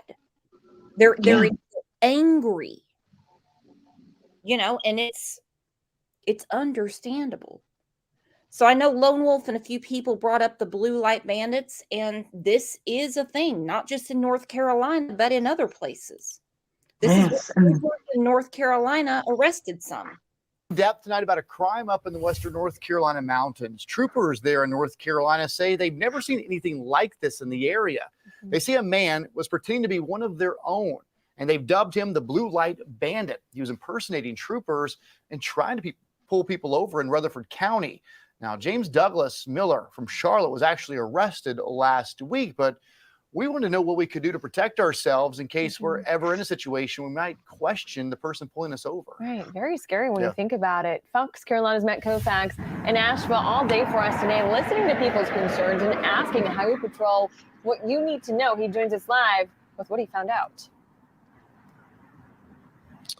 Yeah, well, Tori, Cody, the good news here is that officers tell me that Miller is in jail, and they also say that this appears to be an isolated incident, so hopefully things will not progress any further, get any worse. I asked Master Trooper Rico Stevens what you can do if you see blue lights in that rear view and if you are pulled over. He said that there are plenty of things that you can do, and also to look for to make sure that the person who comes up to your car is who they claim to be. Now, Stevens says they take incidents like this very seriously because they know that someone doing this can undermine them as an agency, doing what 52-year-old James Douglas Miller did. He says he hopes that that man's case remains unique, but they are doing everything they can to make sure it stays that way. Residents we spoke to say that they'd be afraid to pull over at all if they knew someone like Miller was still on the loose. Thankfully, that's not the case here. But Stevens says if you know what you're looking for, you should be able to differentiate the real thing from an imposter. It's a real officer. First, I'd start with the vehicle. They're going to have the necessary gear in there for sirens, blue lights. When they approach, they're going to have on some type of uniform identifying their agency, such as the way I'm dressed right now. If they're plain clothes, they should have a badge maybe clipped onto their belt. He says if you're in North Carolina, you can dial star HP, which is also star 47. That will get you set up with Highway Patrol, who can verify their officer's identity. If it's not Highway Patrol, simply call 911 local dispatch. He says also that if you are in your car and you inform an officer that you're on the phone trying to get, validity of who they are and all that, you ask them their name, their badge number. He says they'll be happy to oblige. He says he'll never fault you for taking extra steps, maybe driving a little bit longer into a well-lit area with your hazards on, just in case you have that gut feeling. They are here to make sure you feel safe. And the way she was pulled over to the side, it could have been someone pretending to be the police. Lone Wolf has a point. You and I spoke about this, Snazzy. Yes. Now we get to what used to be a cold case, and that is Long Island, Gigolo Beach. Melissa, Megan, Maureen. These were cold cases for a very long time. I don't have Amber's picture. And if you look at Beth Ellen, she has very similar features to them. As you know, I'll just call him Rusty. Rusty was in that area and knows how to hide in plain sight and knows how to cover physical evidence. Anything is possible, and they have already said multiple times that there's other victims. The cluster of probably connected homicides is much larger than has commonly been reported. There were about 10 or so bodies of women recovered at Gilgo Beach in 2010 and 2013. We believe that the connected homicides on Long Island are actually much larger. If you go to our website at murderdata.org and you set the switches to look at New York murders and then to look at murders in... Hang on, not to interrupt, but does Beigefield have on white, or would you consider that a cream color? I would still consider it in the shade of beiges and creams, yeah. Okay. Okay. All right. I thought my eyes were deceiving me. She's not that brave, Brooks. Long Island. And then you look at female murders, you'll see a much larger cluster of homicides that look just like Gilgo Beach, statistically. And we believe that this cluster has a very low clearance rate, that these are overwhelmingly unsolved murders. And the reason for that is often that's because there is one or more active serial killers who evaded detection for quite a while. It's hard to believe, but since we're talking numbers, I do want to ask you, the FBI has an estimate that there's somewhere between 25 and 50 active serial killers, but I think that your estimate really would blow the doors off of people. What do you suspect the serial killer number really is? Well, I'll have to give some definitions. So we believe, the FBI says that less than 1% of all homicides are serial. We can document as a fact that at least 4% of all murders of women are known to be serial cases. What is the actual number? Well, it's something north of 4%. But if 4% of murders are serial, and we have 250,000 plus unsolved murders committed in the United States since 1980, the math tells us that we're looking at something like 2,000 offenders, serial offenders, who have not been detected or arrested to our knowledge. That is to say, more than 2,000. Big number. Yeah. That's more than the FBI says. They say 25 to 50. You say maybe 2,000. I'm almost out of time, but I've got to ask you about this. Sorry? Well, currently active is what the FBI number is about. They recognize far more over time. Right. So I wanted to ask you before I run out of time, and I really only have about 25 seconds left, but this connection between 9/11 and the number of serial killers and profilers who are out there now. Like 9/11 had a slight effect on America's ability to track them. Well, it changed the focus of law enforcement to be anti-terrorism focused. But at the same time, we should recognize that serial murder has declined. There are fewer serial killers now than there were 30 and 40 years ago during the so-called golden age. So if I have any news to give you, it's good news that serial murder is on the decline. The bad news is there's still plenty of them. Well, I will sleep better tonight, Thomas Hargrove. Thank you for that. But I will invite you back because I find your work fascinating. Ooh, she seemed a little bored with that interview. Whisk, you're exactly right. Escorts are targets. That's why. And if you want, and you know, they have claimed that his wife and children were traveling at the time of the Gilgo Beach murders. But in 1994, or actually in 1993, Rex divorced his first wife. So in 94, he was a single man. And that would have been during the time that Beth Ellen was murdered. Yep. So he could have been anywhere at any time doing this. There's not going to be cell phone pings to determine where he was in 1994.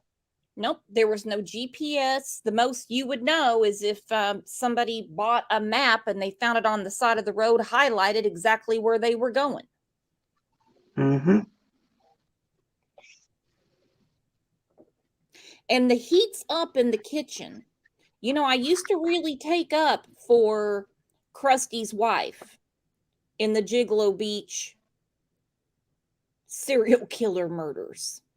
But I'm just finding a lot of connections between him and your friend Beth Ellen. I can't get it out of my head.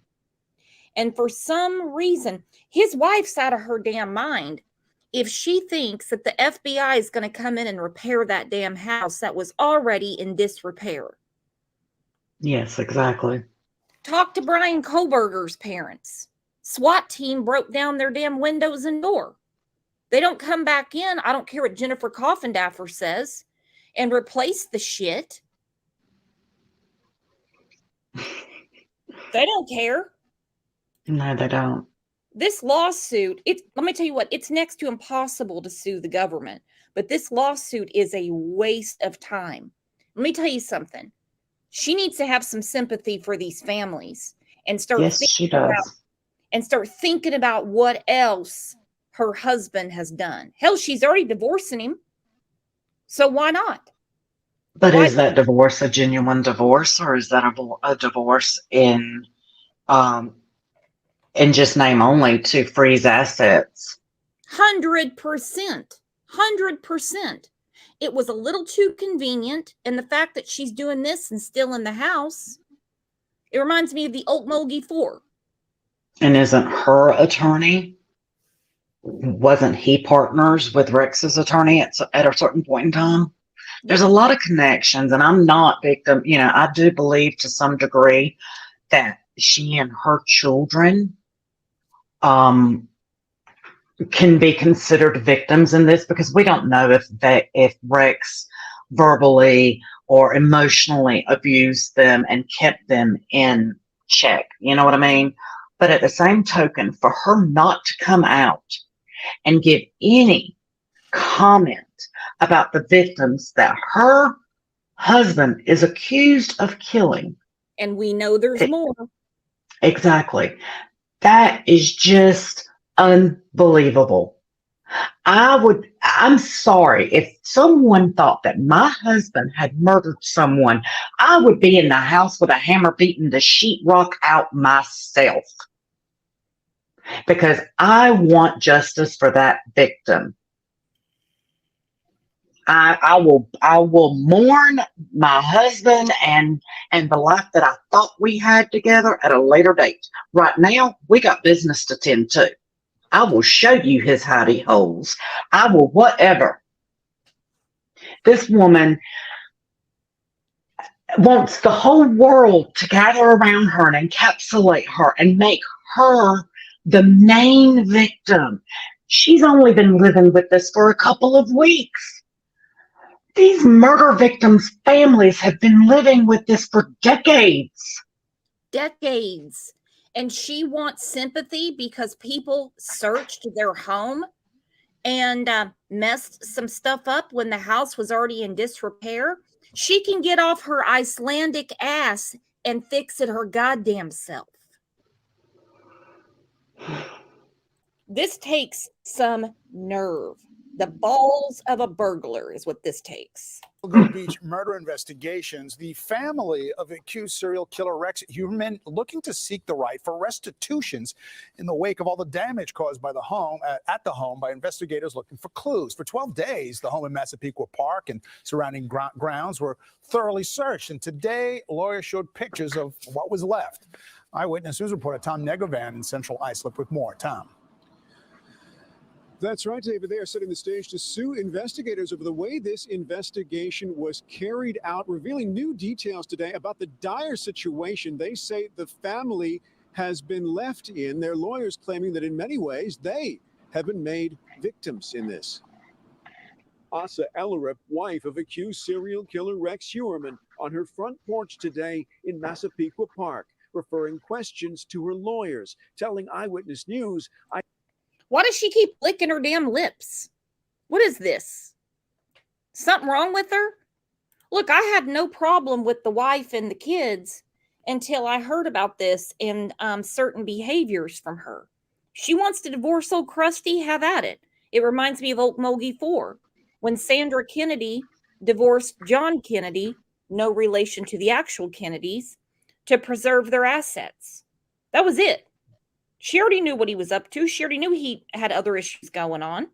And you can't tell me she didn't. I used to think she didn't have a clue, but you can't tell me now that she didn't.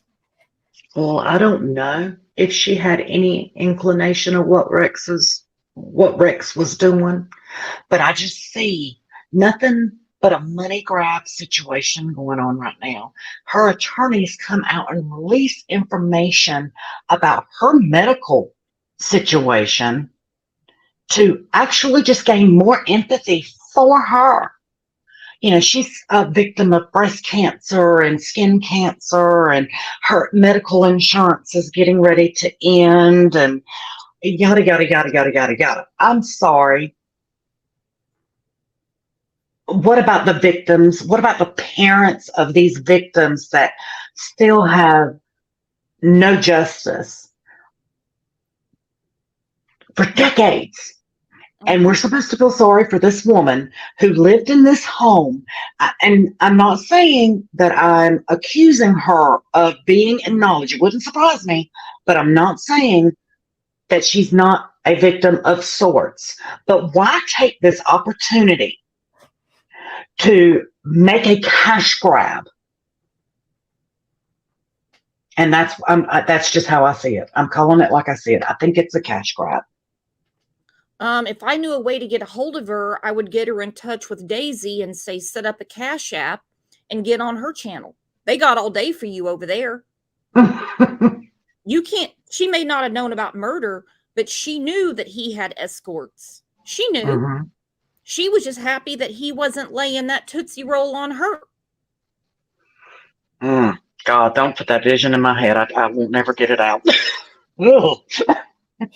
She'd be like, take that Limp Biscuit somewhere else. Today in Massapequa Park, referring questions to her lawyers, telling Eyewitness News, I can't even conceive of what I might say to you about all this. Emotionally, she's recovering each day. The Huberman family spending so much time on the porch, their lawyers say, because the home's interior was rendered all but uninhabitable by police, torn apart during the Gilgo Beach investigation, releasing new photos to back that claim. They can't be inside. The house is in shambles. It's ransacked. It was run over through. Clean it, bitch. Clean it. Rent a dumpster. Clean it. You know what really gets me about this is they release photographs of the inside of the home. They release photographs of what their Christmas trees looked like over the years, but they did not release any photographs of that little man cave of his downstairs. Yeah. Get off your ass, Jelly Roll, and clean it. You think you're the first person that's been ransacked by the FBI? Old Michael Doolin in North Carolina, I called in on him. He's an SO, and he had a YouTube channel where he was talking about children. That's a no, shame, shame. Everyone knows your name type of thing when you're an SO. FBI broke down the doors to his double wide trailer, ripped up his couches. You have to ask Kat about it. His mattress and everything, looking for any sort of electronic device, took all his shit. You think he gets to sue? No. This is a family home of his that he has lived in for decades, that he grew up in. There's no telling where the hidey holes are, where he could have put stuff. Of course, they're going to inflict some damage on that house. I'm surprised there is a speck of drywall left in it.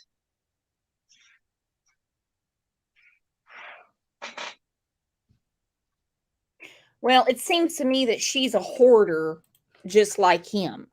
Mhm. Not a whore, a hoarder. You can't tell me all those boxes and all that trash that is laying about that house was in the attics and in the garage only. Their house was it was packed. The law enforcement officer on the case when he first entered the home said it was full of clutter. And that was why it took them so long to go through this home.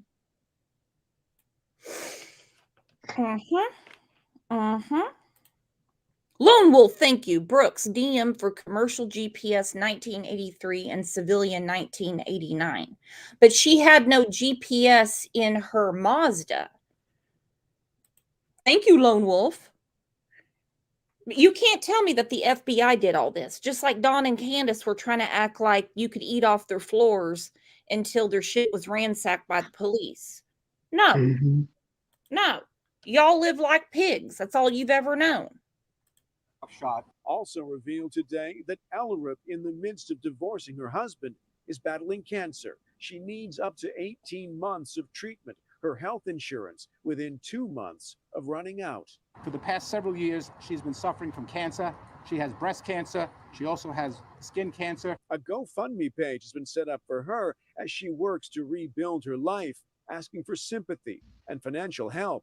She'll get neither from attorney John Ray, who represents the families of some of the Gilgo Beach victims, cases still unsolved, who says Huerman's wife and children should be treated not as victims, but as suspects. Respectfully, John, police have done a thorough investigation. No, they haven't. Not yet. The police. Whoa. I love the police. They're like, no, they're not victims. You need to look at them as suspects. They knew something was going on. Whoa. Come to mama. Again, I'm not going to be surprised. And we're all going to have to rally around Snazzy. I'm not going to be surprised if old Krusty Rex, is not the perpetrator, the suspect, whatever you want to call it, in Beth Ellen's case.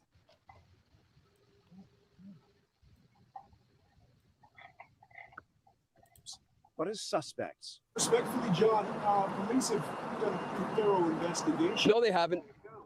Not yet.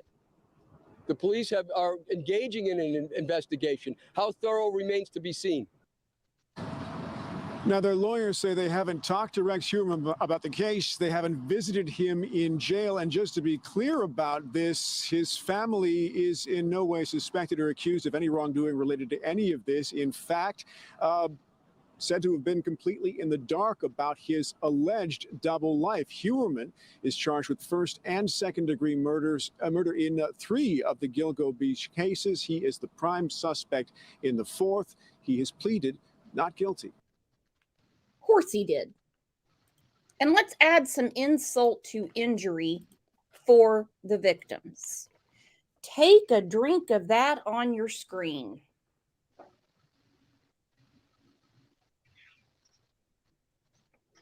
Asa Ellerup, Krusty's wife, help Asa Ellerup start a new life.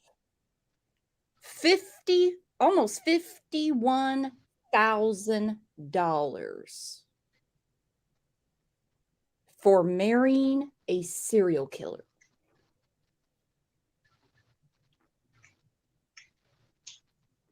What do you She think should about that? donate.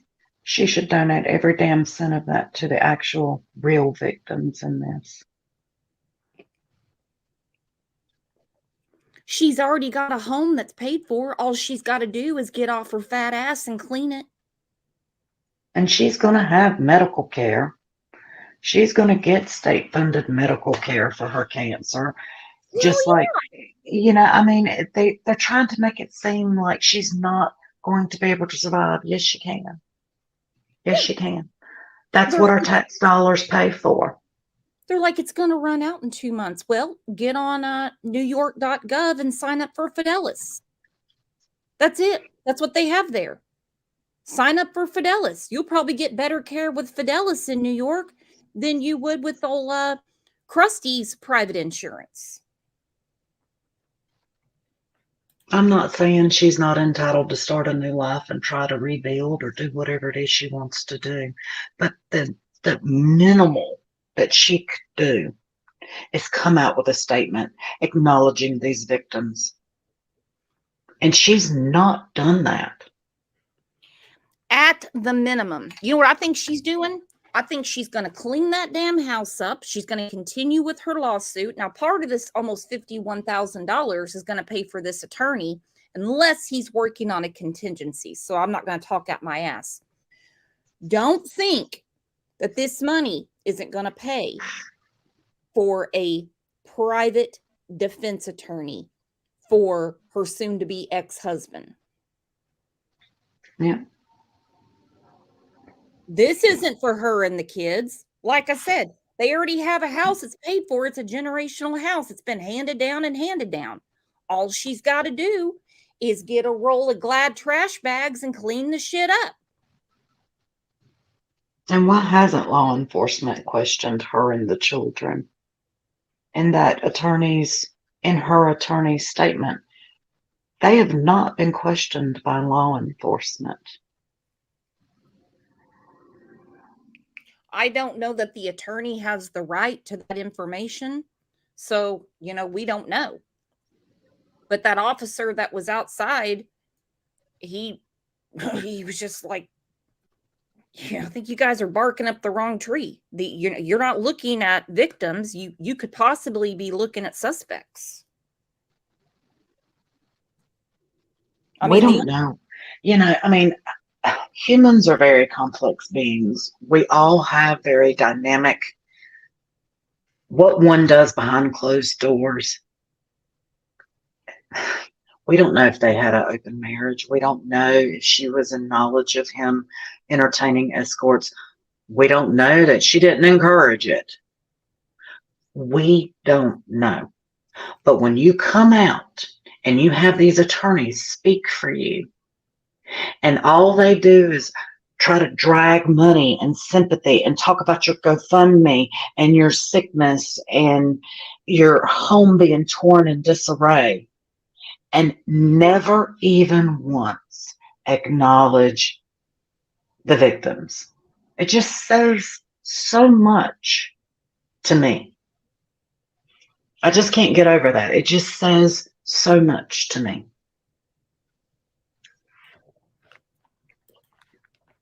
God.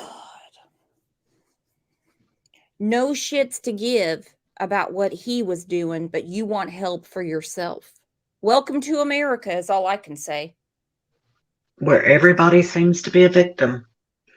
Everybody's a victim. Everybody wants something for free. You know, you judge people for how they make their money, but then sit on your ass and not do anything for yourself and start a GoFundMe. I don't mean anybody in here. I know what you mean. It's, you know, it's a crazy world we live in now. You got that right, my friend. You got that right, because this GoFundMe really is in my crawl. You know, when I first saw the GoFundMe, it was like at $10,000 goal, then they bumped it up to a $25,000 goal, and then a $50,000, and now it's at $100,000. Sick. Sick. But I'll tell you what's not sick. Our friend Snazzy, who's been advocating for her friend for almost 30 years. Today is 29 years. So it's a very hard day for Snazzy. We don't know if Rex Heuermann is connected or not. We do know that the FBI is still involved in Beth Ellen's case. We know there's no physical evidence to link Ricky to it. It seems to all be circumstantial to me. I go back to he didn't know the area well, so how's he going to track her down? We're not talking cell phones. We're not talking Live 360. We're not talking any of that stuff. How would he have tracked her down? Was it a blue light bandit, or did she meet someone else? But I think something's going to crack in this case in the next year or so. With new technology, people talking, because you can't tell me Ricky looks like a limp noodle, okay? He looks like if you blew in his face, he'd shit and fall back in it.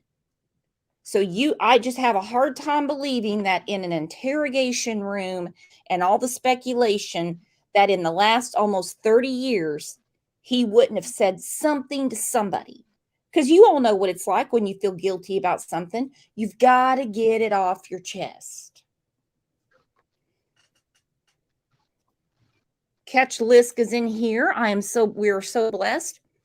At Snazzy, I really appreciate you sharing Beth with me. I will continue to look for more of the clues. See, that's what we need. We need an army. Thank you, Catch Lisk. Absolutely. Catch Lisk is really doing some wonderful things with the mapping. Absolutely. I never use Twitter, but I only use it to see what they're doing, and it's great. It just hours and hours of dedication, putting the times and dates and information. You look at the oh God, what do you call it? Oh shit, I'm losing my words. Oh God, the map. Oh God, I cannot remember the word.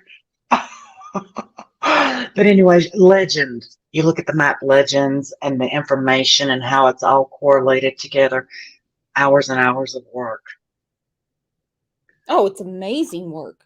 Amazing research, or as other channels call it, a deep dive. But this deep dive is for real. Great work they're doing. All right, guys, I put the second channel in the chat because we have another show on our other channel in roughly about an hour, because I want to talk with you guys about what has come out about Michael Orr and how it seems to have all been a hoax for the last 15, 16 years. I really want to go through it and say it with me, Snazzy. We're going to do a deep dive. Oh gosh. I'm all about looking at the probabilities and the possibilities. That's the only way you're going to get into these cases, is to have an open mind. That's it. Yep, there is the second channel, guys. And so I want to say thank you to all of you for being here for a case that is not trending. There's no Facebook groups. People aren't talking about it. It's not drama. There's no gossip. But to take the time out of your day to listen to what happened to Beth Ellen Vinson, support her friend Snazzy, look at like what Snazzy says. the probabilities and the possibilities. And we're going to start doing more cold cases. We're not doing this for shits and giggles. We're doing this for victims. Don't tell Daisy that. She'd have a heart attack. Thank you, Mod Squad. Thank you, Snazzy. Thank you, Catch Lisk, for being in here.